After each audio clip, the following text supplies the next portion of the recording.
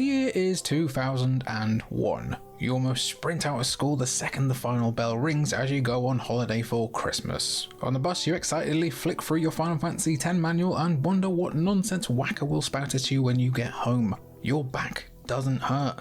Your knees aren't cottage cheese. Life won't get much better than this, and consoles didn't get much better for RPGs than the PlayStation 2.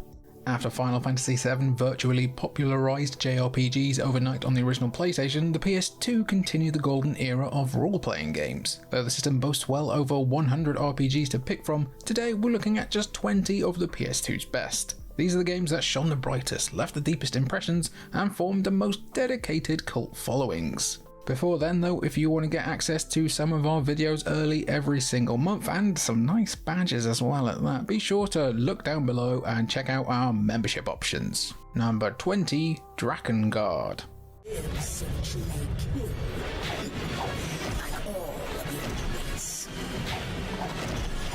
At a glance, Drakengard's Metacritic score of 63 isn't really anything to write home about. Its action RPG combat is regarded as unremarkable and middling at best, but no one ever really remembers the series for its gameplay anyways. Drakengard was helmed by eccentric director Yoko Taro, and if you're playing anything he's made, you're there for the story and madness that ensues from it. And also, robot waifu, let's be fair.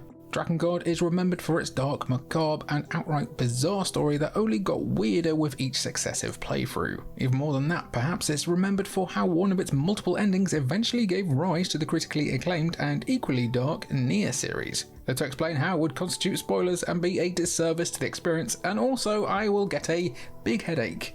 Even on its own narrative merits, it's still worth checking out just to see its creator's roots. As with Yoko Taro's subsequent works, Drakengard has developed a cult following for unabashedly dealing with heavy and disturbing themes such as incest and cannibalism that most other titles steer clear from, and we're going to steer clear from mentioning those two words again for much longer because we want this to be monetized. Number 19, Ys 6.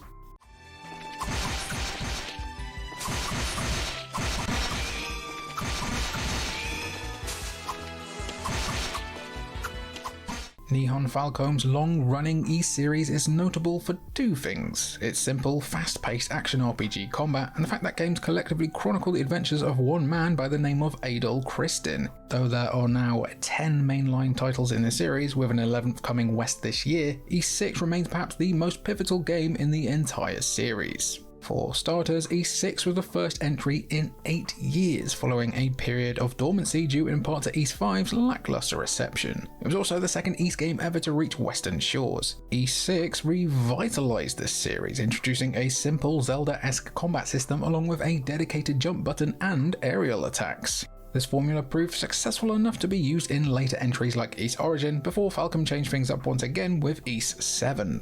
And narratively speaking, though each Ys title is a relatively self-contained adventure, your many journeys also steadily build up a surprising amount of lore, and Ys 6 is the point in the series where it really pays off. Longtime fans who've played the other entries are rewarded with revelations that finally explain aspects of the lore that were only hinted at in prior games. If you're a player that needs a break from all of the number crunching of modern RPGs, you can't go wrong with a simple yet addictive combat system seen in Ys 6. Number 18, Breath of Fire, Dragon Quarter.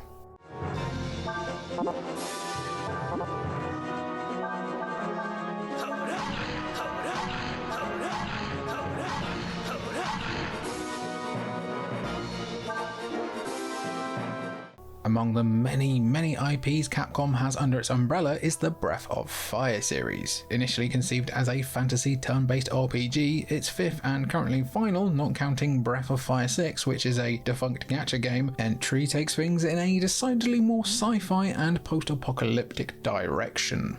In a world where the planet's surface has been rendered uninhabitable, humanity lives in underground bunkers. Lower class citizens are trapped in the deeper, more polluted levels, while those of wealth and status enjoy a cleaner environment in the levels above. After meeting a mute girl named Nina, protagonist Ryu finds himself on the path of rebellion against his world's government. Unique to the game is the scenario overlay system, where players are encouraged to repeatedly restart their playthroughs, carrying over the gear and stats in the process. It's a novel form of New Game Plus that doesn't require completing the story to access, and similar to the Drakengard and Nier series, repeat playthroughs unveil new cutscenes and details that add much more nuance to the plot. With how commonplace New Game Plus is as a mechanic in modern games, it's unfortunate that there aren't more titles out there with such a unique take on the concept. Number 17, Wild Arms Free.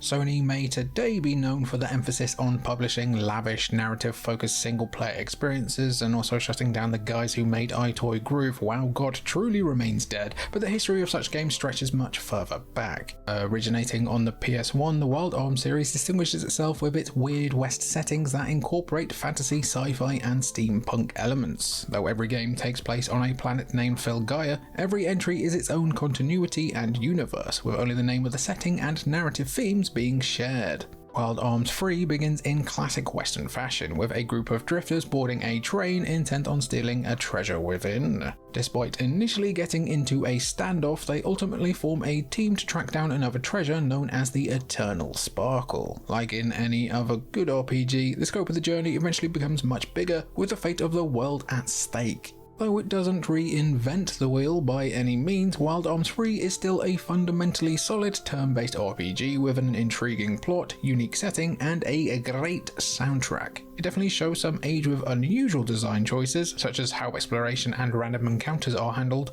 but is otherwise still regarded as one of the stronger games in the series and a great PS2 classic in its own right. Number 16, Monster Hunter.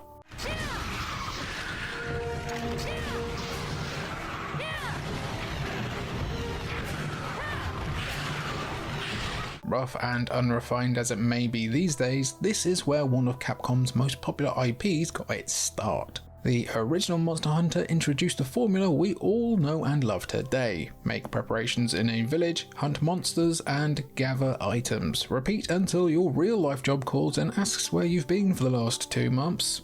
And with the materials earned from these hunts and quests, you'll craft stronger gear to hunt down even more dangerous beasts. As the first entry in the series, Monster Hunter does have some major oddities. For one, all melee attacks were performed with the right analog stick, something almost completely unheard of in the action RPG space. And while things like the UI and art style are still recognisable today, the game definitely carries a different vibe and ambiance to it, with a less bombastic but more tense OST compared to later entries. Even the robust online multiplayer the series is known for is present and correct in this very first outing, or at least it was. The online servers were sadly shut down in 2008, but during its heyday the game featured a dedicated online hub, 4-player quests, and even a form of text chat if you had a USB keyboard on you. If you were one of those 4 kids who had more than 2 hours of internet access a week back then, you were truly blessed. Capcom may be on a roll these days with their sequels and remakes, but the OG Monster Hunter represents a more experimental era that's definitely worth revisiting if you're curious. Number 15, Grandia 2.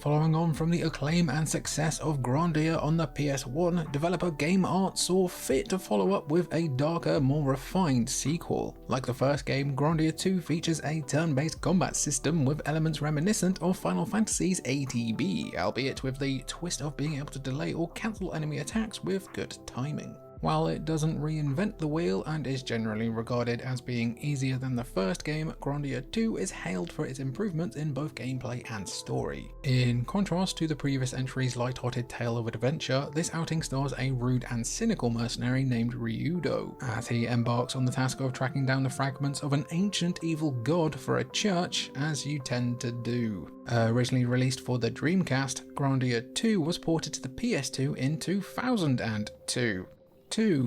As well also. Though the port doesn't quite stick the landing on the technical side of things, it's still serviceable and a decent way to play a beloved JRPG classic. Number 14, Dark Cloud 2.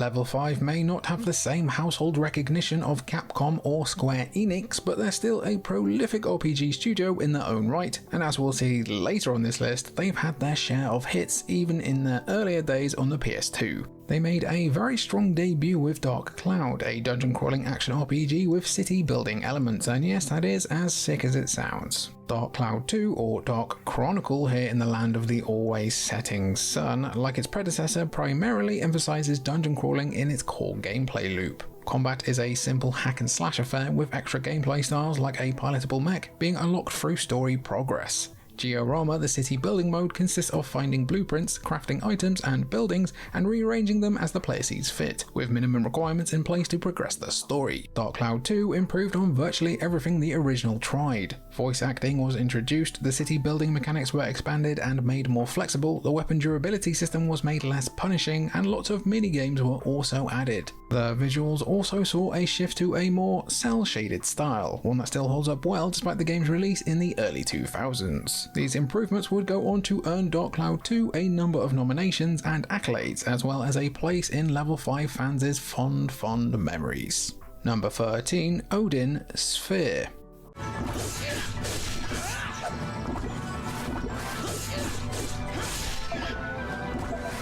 Vanillaware may be the talk of the town in strategy RPG circles right now for their recent release of Unicorn Overlord, which Ash really wouldn't shut up about for a minute there, but their success stretches as far back as 2007, when they made their PS2 debut with releases of Grim Grimoire and Odin Sphere.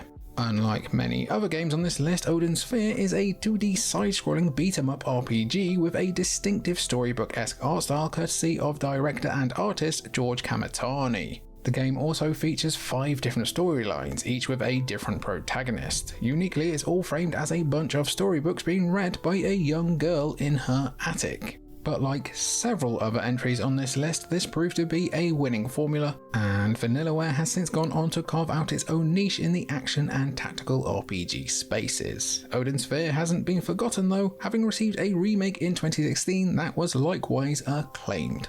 Number 12, Valkyrie Profile 2.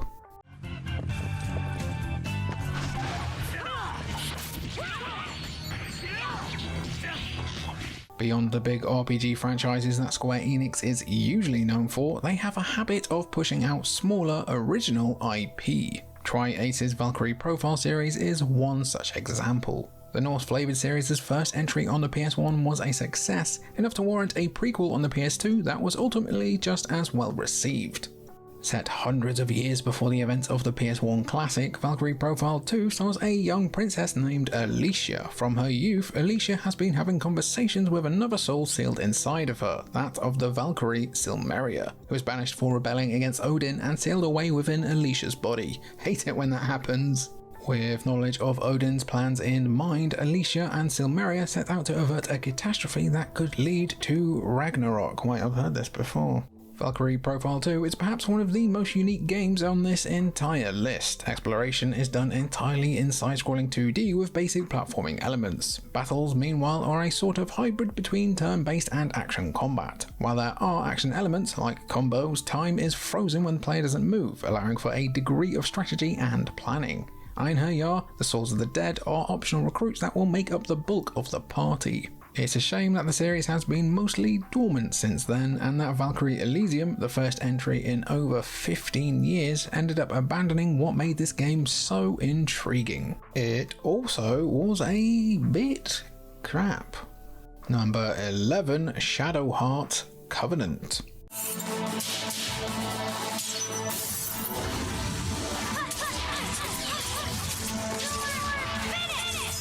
Set in the early 1910s, the OG Shadowheart was an unusual PS2 RPG that infused real historical events and figures with elements of Lovecraftian horror. Though reception was mostly positive, the game lacked polish and had the misfortune of being released just before Final Fantasy X in both Japan and the US.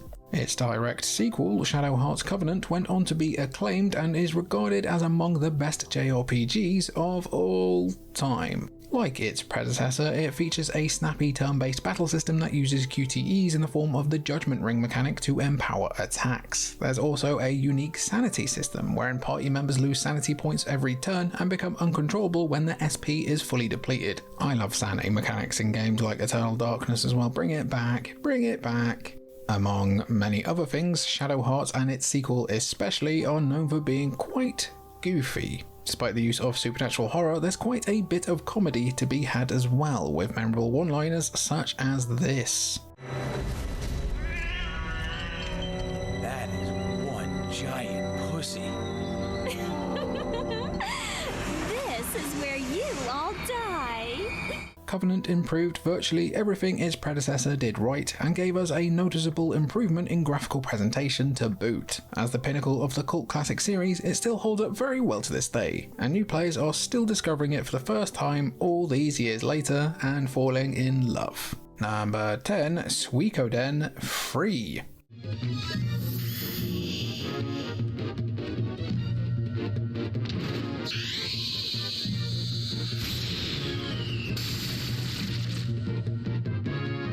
Back when Konami was still in the public's good graces, the Suikoden series was among the many beloved classics that they pumped out. Its second entry on the PS1, though overshadowed by other RPGs like the little-known Final Fantasy VII, is now recognised as among that console's best and features regularly on top RPG lists. Hey, like ours. Cheap plug, cheap plug. Of the free entries available on the PS2, Suikoden Free is usually cited as the best of the bunch. Like the rest of the series, it features 108 recruitable characters known as the Stars of Destiny. The third entry introduced the Trinity Sight system, which sees the player switching between multiple different protagonists. While battles still feature 6-person teams in Suikoden Free, this entry instead has the player control characters in pairs, streamlining battles while at the same time forcing players to use more strategy in party compositions and what attacks they use. The story was hailed as more mature and morally grey too, in an era where such a creative direction in JRPGs was still in a state of relative infancy. It's also a whole lot cheaper to buy than the second game. Sheesh, what happened there? Number 9, Baldur's Gate Dark Alliance.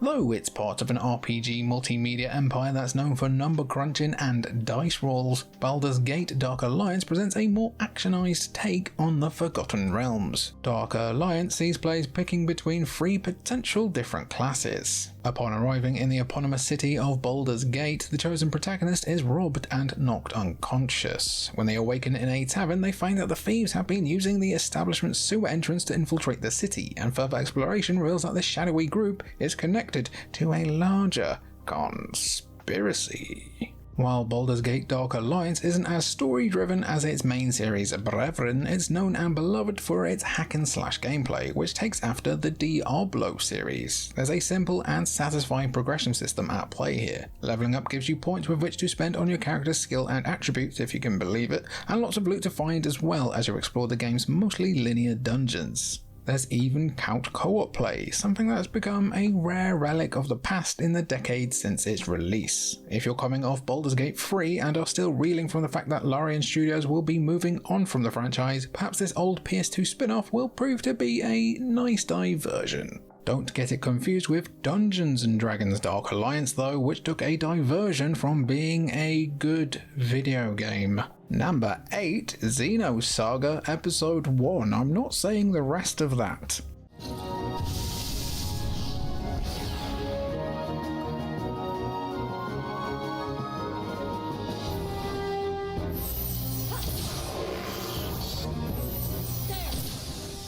Every long-time creator has their own style or fingerprint that shows up throughout all of their works, like Quentin Tarantino being obsessed with dogs.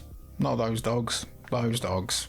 For director Tetsuya Takahashi, it's ambition. From the long, complex and philosophical plots of Xenogears and Xenosaga to the vast worlds of Xenoblade, all of his titles can suitably be called big boys. but simply getting to the point where he is today has been a struggle, with developmental issues and corporate disagreements that threatened to cause Takahashi's ideas to buckle under their own weight. With him being unable to fully realise his vision for Xenogears, Xenosaga was his second attempt. Its combat system, though a bit sluggish today, was a more polished iteration of Xenogears' ideas, with extra mechanics like boost adding a bit more depth. A skill tree also added a modicum of character customization, though as you'll find over the course of the 30 to 40 hour runtime, the focus of this game is squarely on story over gameplay. Despite the promising start of Episode 1, however, Episode 2 is regarded as being much more uneven in quality, though Episode 3 managed to salvage things just in time to conclude the trilogy on a high note. Pity Rise of Skywalker couldn't do the same, eh? Number 7, Shin Megami Tensei Nocturne.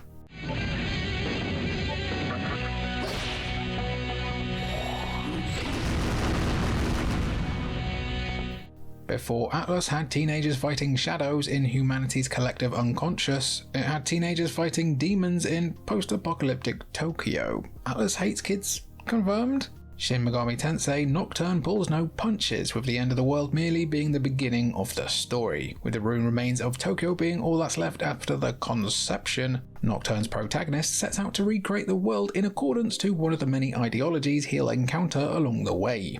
Rather than having a rich storyline with deep characters, Nocturne prides itself on its grim, moody atmosphere and surreal environments. If it's one thing that Atlus has always excelled at, it's taking familiar urban settings and twisting them in a way that's wholly their own. And at the centre of the proceedings is the brutally challenging press-turn combat system. Score a critical hit or strike an opponent's weakness and you'll earn an extra turn, but miss an attack and you'll lose 2 of your team's turns, or even all of them if your attack gets absorbed or repelled. These rules apply to everyone, enemies included. It's easy to see how an advantage or disadvantage can quickly snowball, and the result is a deeply strategic battle system that demands proper use of all of the tools at your disposal, especially buffs and debuffs. And then you'll get up still anyway. SMT, baby! Number 6, Final Fantasy XII.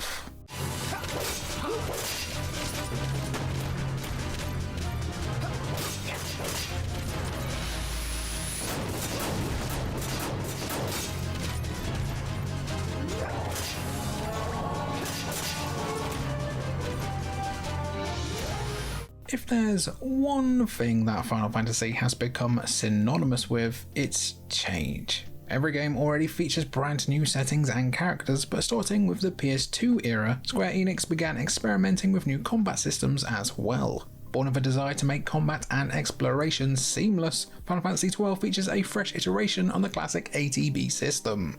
Battles take place on the field in real time without any separate screens or transitions. Commands are issued via menu and executed when a character's ATB gauge is full. While you're free to repeatedly issue commands to the whole party, the newly introduced Gambit system allows you to program the party's AI to react to specific circumstances. That's pretty dang neat for the time, and that plot still holds up, even if Vaughn feels like a bystander for a lot of it. There's no shortage of Final Fantasy tropes like Crystal, Defying Fate, and Warring Nations, and so on and so on, but there's also a bigger focus on fantasy politics elevated by the fantastic localization courtesy of Alexander O. Smith, who gave the game an eloquent script and hired actors with experience in theatre, darling. All of this lends Final Fantasy XII a distinct flavour that makes it stand out even in a series known for completely changing things up with each new installment.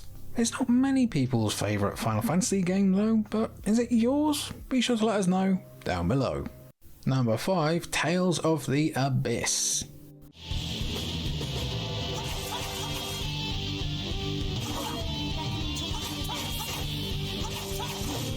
Tales of the Abyss is beloved and frequently cited as one of the series' best entries, and for good reason. Its protagonist Luke is immature and can be absolutely insufferable at times, but put up with his antics for the first 10 or so hours and Tales of the Abyss blossoms into a wonderfully dark story about trauma, prophecy and blind faith, replete with some of the best character development in series history. Like other games in this series, Abyss is an action RPG that plays something like a simplified fighting game. Characters have basic attack combos which can be linked to a variety of arts or spells. prior Tales entry strictly limited combat to a 2D plane, and while Tales of Symphonia brought the series to full 3D for the first time, it still limited its characters to running in straight lines towards or away from their selected target. Tales of the Abyss introduced free run, letting players move freely across the battlefield at will by holding down L2. Free run would be a staple mechanic of the series from that point on, up until Tales of Berseria and Tales of Arise removed the distinction entirely and played more like you'd expect from modern 3D action RPGs. Unique to this entry was the Field of Phonon system, wherein repeatedly using arts or spells would spawn and charge up elemental circles on the ground. Once fully charged, these fields alter the next art or spell used if the attacker is standing within. Abyss also features some of the best world building in the entire series. Sure, there's a bit of fantasy technobabble, but how the game presents its lore, develops its world, and ties it all back into the main story makes it the most well-realised setting across the franchise. And hey, the game even features up to 4-player co-op, assuming you have a multi-tap, of course. Number 4, Kingdom Hearts 2.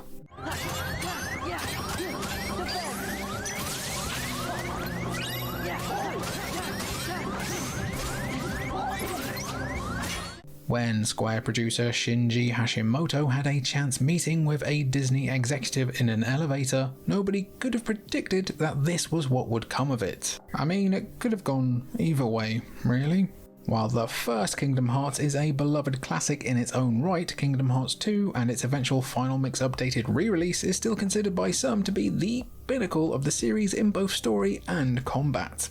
After awakening from a year-long slumber due to the events of Chain of Memories, Sora is tasked with dealing with a new threat in the form of Organization 13, a shadowy group who seeks to use the power of Kingdom Hearts for their own ends. It's a bit of a darker tale than its predecessors, and this is also reflected in the combat system, which has been made much faster and more stylish to match. Beyond the first game's basic combos, magic, and Disney summons, Kingdom Hearts 2 also introduces the very popular drive forms, transformations that alter Sora's abilities and allow him to dual-wield Keyblades. The series may have a reputation for being absolutely bonkers nonsense, and that's because it is, but it's all the better for it. The gaming industry just wouldn't be the same without the wild storytelling and sheer creativity on display that's capable of making even the edgiest of teenagers pay attention to Disney's IP. Number 3, Dragon Quest VIII.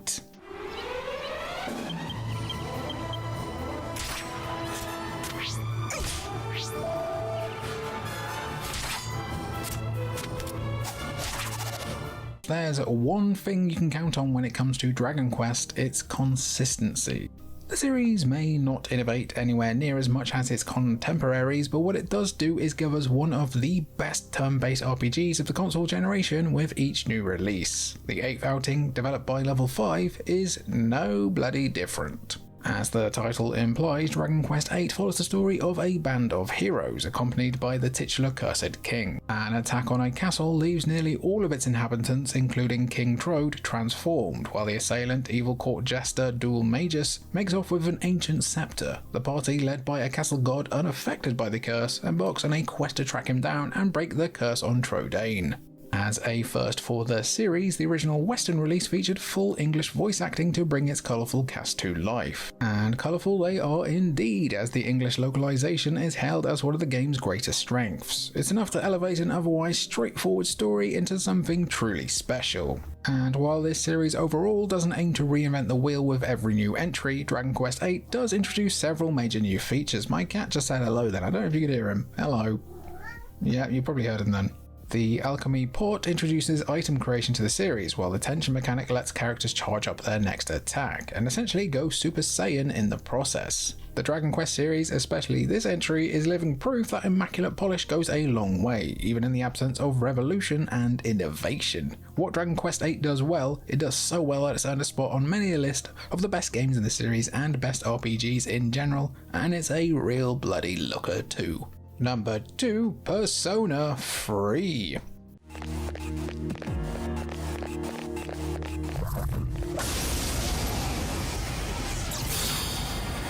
surprise attack! Prepare for battle! Here's a chance. Let's get him! Get back here, you son of a... The one that people know as that game where teenagers fight supernatural creatures by shooting themselves in the head. Did Atlas make this one or something? Yeah, they did. That makes sense then. The Persona series' first outing on the PS2 saw a radical reinvention that would go on to define it from that point forwards. No longer merely a dungeon-crawling RPG, Persona 3 introduced dedicated social sim elements. During the day you'll go to school, study for exams, partake in any number of activities around town, and spend time with social links. It's like Bully for weebs. I am weeb. Every night a mysterious phenomenon called the Dark Hour occurs, where time freezes at midnight and strange creatures called shadows come crawling out. Most people are transmogrified into coffins, hate when that happens, and are unaware of anything happening around them, but those who have the potential can remain conscious during the Dark Hour and fight shadows by summoning manifestations of their inner self, their persona. As part of a group of high school students capable of combating this threat, you'll lead a group to explore Tartarus. Not that one, a massive tower dungeon that your school transforms into every night. Despite being composed of randomly generated floors, Tartarus exudes its own eerie atmosphere that few other Atlas titles have attempted to replicate since. Of course, all of this is also set to a backdrop of some of the catchiest J-pop music you'll ever find on the PS2.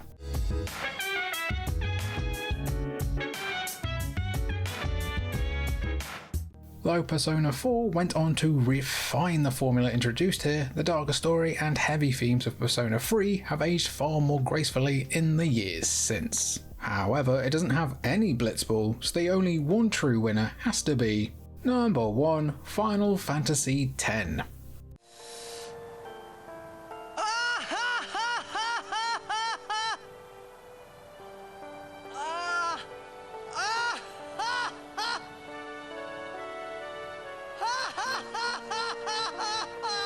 Back in the late 90s and early 2000s, Final Fantasy still had a reputation for being a trailblazer in video game presentation and storytelling, whether it was Final Fantasy VII's stunning FMV sequences or Final Fantasy X's full voice acting and use of motion capture. Sure, the voice performances come off as a bit, stiff today.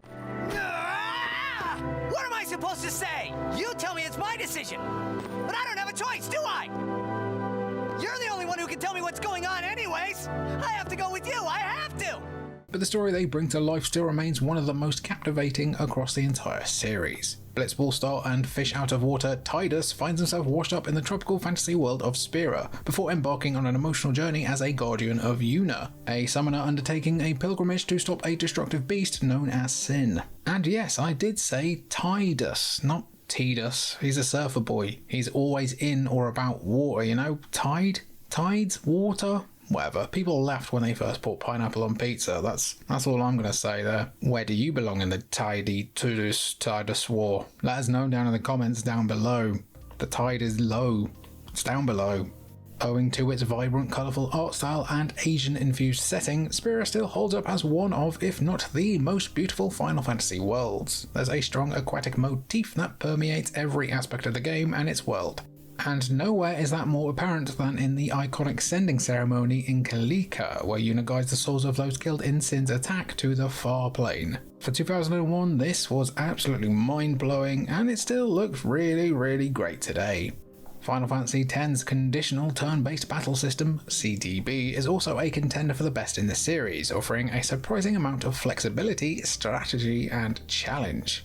The use of the sphere grid in place of traditional levels also resulted in some of the most robust character customization the series had seen at the time, digging straight into what makes RPGs so satisfying to play. And who can forget the soundtrack? Despite having not even been composed for the game specifically, To Xenosaga remains one of the most iconic and emotional pieces in Final Fantasy history.